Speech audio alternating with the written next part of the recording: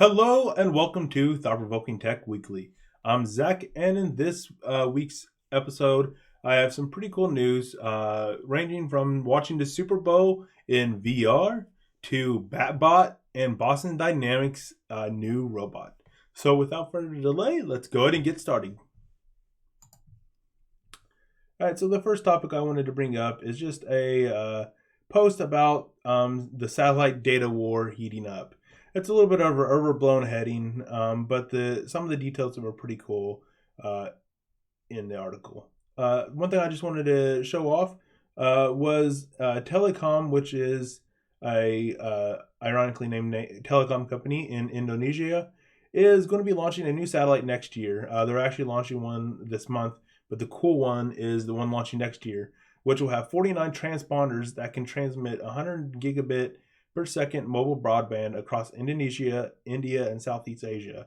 So that's pretty cool news. We have already heard about SpaceX wanting to launch thousands of internet to pretty much blanket the world in pretty fast internet. Those were talked about having 20 gigabit per second bandwidth each. So all added together, a pretty decent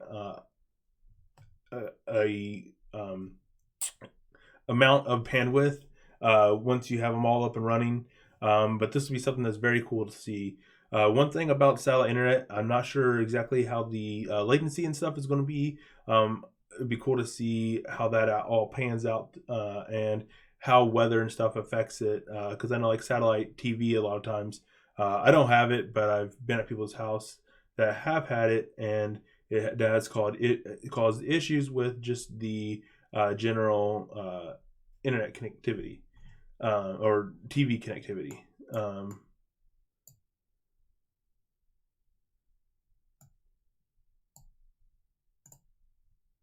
All right, sorry. So Google said it was offline. Not sure if it's streaming, but if it isn't streaming, I'll just upload this later. OBS is not saying anything about any dropped frames, so I'm going to assume that it is all working as intended.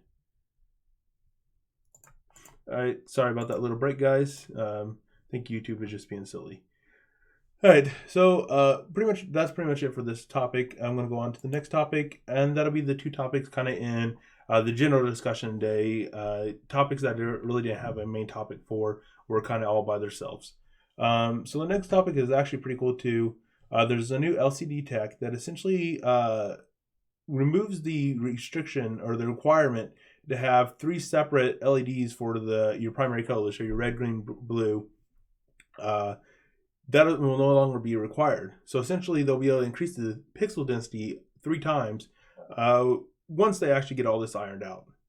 It's still something they're going to have to finish with a fully working prototype, but the technology is starting to be developed that will really push LCD tech forward into something that's very good for VR, and that's primarily the biggest use I see something like this being utilized for. TVs, like with a 4K TV, setting from like the standard distance, I can't really tell any pixels at all. But with something shredding there 6 inches from your face, tested a lot of like Google Cardboard and a little bit of not really Daydream itself, but the Daydream headset.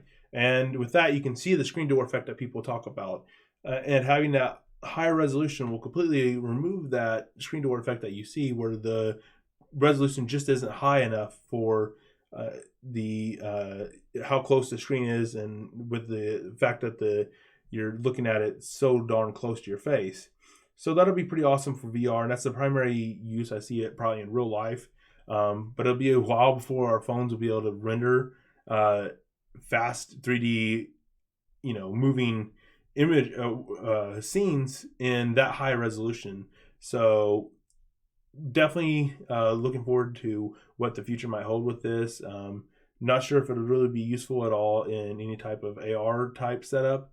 Maybe one that uses cameras for pass through as opposed to just being a translucent display or something that projects light down onto your display. but it could be possibly useful for some other things too. Just TVs themselves, I don't really see that being super useful. Maybe for a larger screen that you work at up close, possibly. But definitely cool that LCD technology is going to have something that can really propel it into the future and not really stall out. On to some VR topics.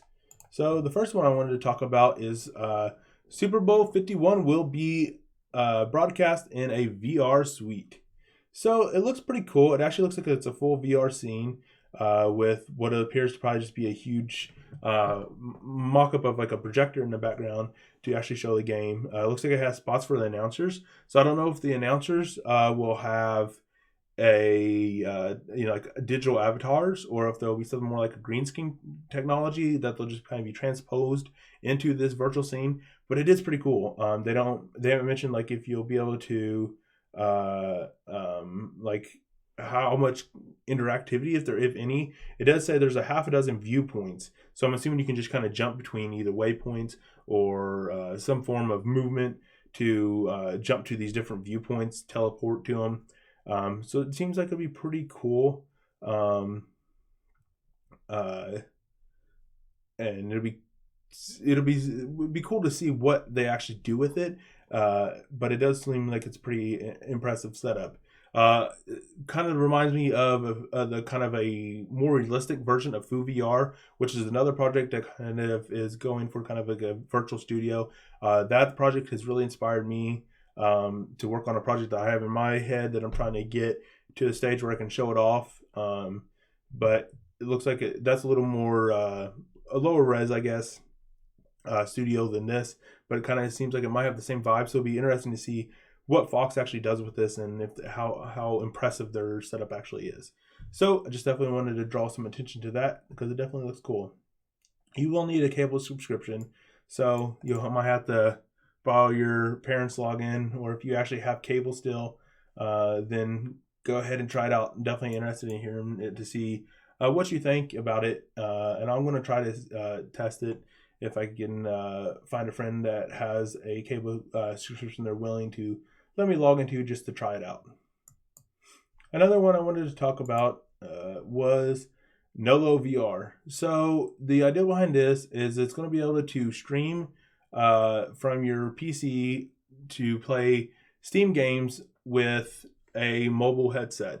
So it's going to be a lower barrier of entry into kind of the PC-based system. So if you already have a rocking gaming system that can play these VR games, this will essentially just replace the $800 headset with a $120 headset roughly. They say $99, but that's not really accurate because you'll want the streaming code.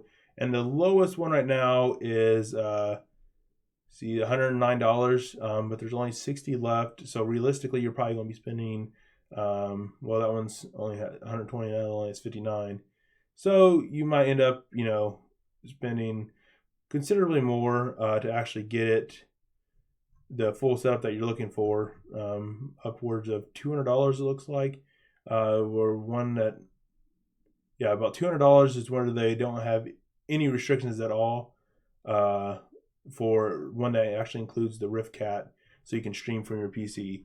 So that doesn't have any restrictions of X amount of users if you do end up getting into this later on towards the end of the Kickstarter.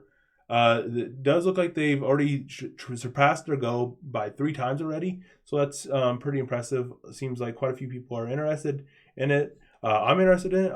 For the price that they're asking, if I can definitely get one of the cheaper sets, I might go ahead and take the plunge and try to get it and just test it out and see if it actually lives up to its name. That's the biggest thing holding me back from getting into PC VR is the insane cost. The current gen headsets, they just have some things. I hear certain aspects of the Oculus is great. The touch sounds amazing. But then the PlayStation VR headset sounds like it's the most comfortable to wear. And then the Vive has some very cool things about it. And I'm really looking forward to Gen 2 because that's a pretty big investment to spend, $800 on a VR headset. And, be, especially at this point in time, it's already been out, for quite some time now, to have a new version in 6 months or a year That's $800. Your gaming computers, you're at least going to get 3 good years out of them before you need to upgrade anything. And then you might need to throw a new GPU in to get another couple years out of it and be pretty good and be, pretty much at the top of the line for that amount of time, especially if you have like a good about $700 setup right off the bat, where you have a pretty good high-end GPU to begin with, and especially if you're not playing like on 4K, if you're playing on like a 1080p or 1440p panel. So with mobile VR, you're probably most likely upgrading your GPU to keep up with the higher FPS requirements and the higher resolutions that VR requires, as well as going to be upgrading headsets more than likely every couple years until they kind of have a standard ironed out where they're not advancing as rapidly. So having something cheaper to get into it, start testing it, start experiencing it, see how awesome it is, will be pretty cool. Might open doors to new developers. I'd be interested in using it to possibly develop with Unity or more play around with Unity, and just kind of experience some of the behind the scenes of what it takes to develop in VR. So it's definitely cool for that aspect of being able to give you an experience for much cheaper than what you would get with a kind of the dedicated systems. Definitely don't expect a on par experience. For one, it seems like there's only going to be one base station from everything I've read. Haven't heard anything about that being expanded at all. So tracking is probably not going to be near as good. These do look like they're definitely lower end controllers. Probably not as much thought has been put into the touch and the feel and the interactivity of the actual controllers. Definitely doesn't look like there's anything on close to being on par with the touch, which is something that I'm personally really excited for, having the ability to use your hands at a much higher level in VR. It's going to be something I think is personally going to be massive. But definitely for what it's asking for, it might be worth it, and I might go ahead and take the plunge and try to get a set to see just how it actually works. All right, next topic is cloud computing. So the big topic here is Amazon says they're going to add 100,000 jobs in the U.S. over the next 18 months. So the biggest takeaway that I got from this article, though, is just a bit on the total employment. Microsoft recently has been getting some flack for the layoffs, but if you actually look at the graph, they've actually held pretty steady. Besides a small spike in the 2014 going up, about 125,000, they've actually stayed around 100,000. It looks like they're about 110, 115, but otherwise pretty steady throughout their, what is this, the last 9 years or so. So despite taking some flack there, they actually stay pretty steady. With acquisitions, they kind of have influxes. Was Nokia back in 2014? No, it was much earlier than that, wasn't it? I don't know what that big spike was, but with acquisitions and kind of changing things, certain teams do end up getting laid off, and it sucks. But I saw that and it's like, it's not as bad as some of the news media makes it sound like. You can see that Google's been a steady trend up, but Amazon has been insanely growing. A lot of that is distribution centers, which Microsoft and Google don't really have with all the warehouses they're building out. But just in general, though, they've been growing very rapidly. They are outputting data centers, which Microsoft and Google are too, but there's going to be a lot of IT guys in there. But definitely just jobs of all different calibers and different skill requirements, different backgrounds and skills required for each of those, that Amazon is definitely hiring and definitely going into being a massive employer of people. I mean, it's already a massive employer, but it's crazy how many people that they employ, and from where they went from 9 years ago, from being under the about 25,000 mark to looks like Q3 of 2016, which is a already pretty outdated number, being well over 300,000 people. That's crazy. So just wanted to throw that out there.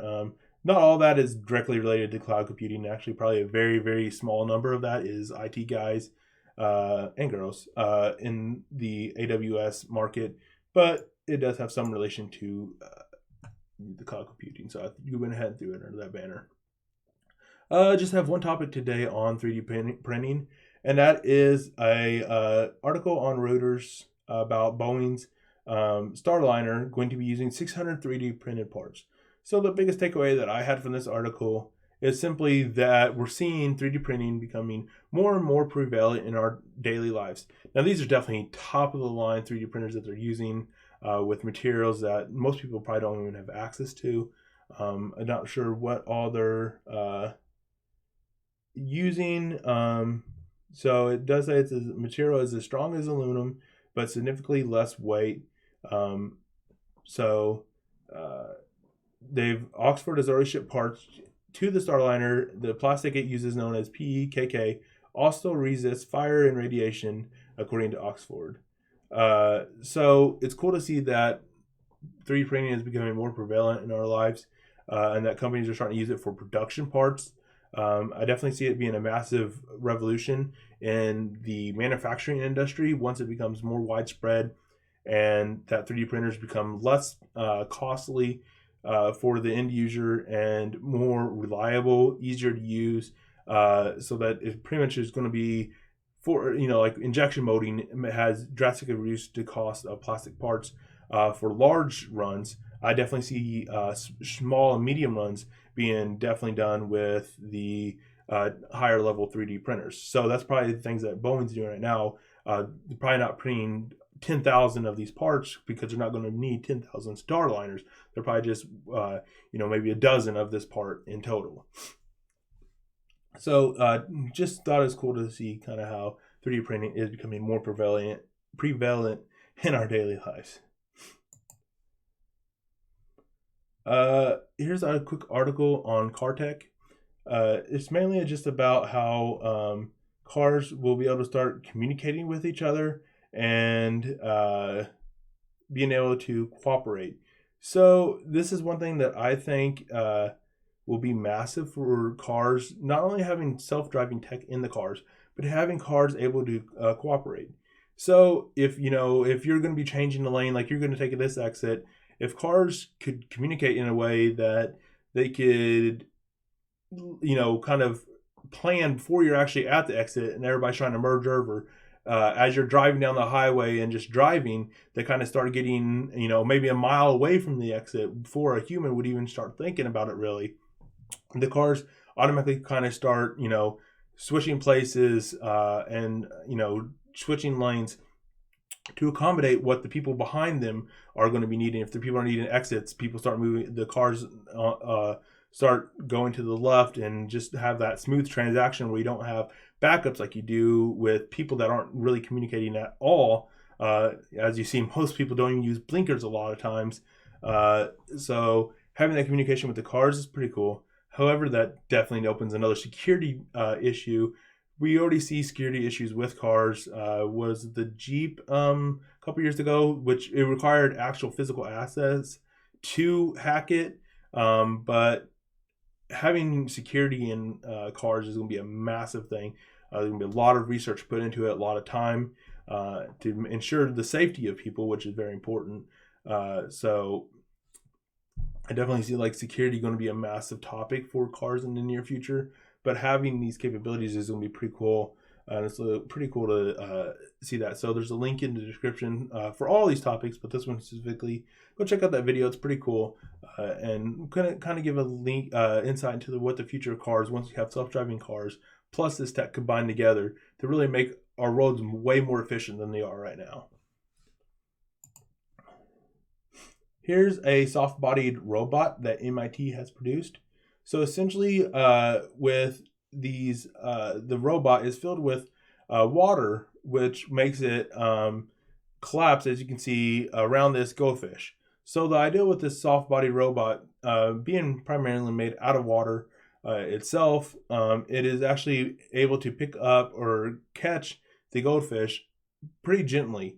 So I can see this having a lot of different uses for catching specimens to, around the world to, inspect for science purposes without actually harming them, and then releasing them back. Maybe possibly handling different types of food could be useful for that. So it'd be cool to see exactly what all is actually useful for. But it's cool to see the little behind the scenes on these robots, and that, they're almost completely invisible in water, being mostly translucent.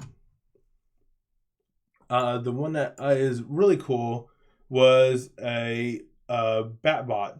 So a lot of research has been done into this. There's a very interesting article that has a lot of figures, descriptions on how it actually works, a lot of images, and a lot of reading if you're really interested in getting deep and down to that, equations and everything. There's a lot of details here in that link, but I just wanted to show off a couple of videos as I talk about it. So the first thing is this elastic membrane that they have on this, the BatBot. It's 56 microns thick, which if you've done any 3D printing, a lot of your printers, especially your filament-based printers, they kind of min out at around 50 microns. So that is very, very thin. And the fact that it is very durable is pretty cool and pretty impressive in that. And beyond that, they have the skeleton that is fully articulated.